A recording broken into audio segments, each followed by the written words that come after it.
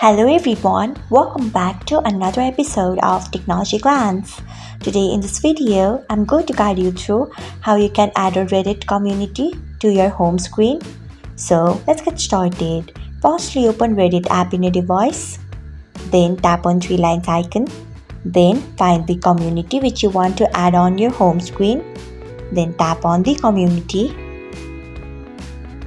Then tap on three dots icon. Next, you can see the option of add to home screen. Tap on it, then check. So this is how you can add a community to your home screen of Reddit on Reddit.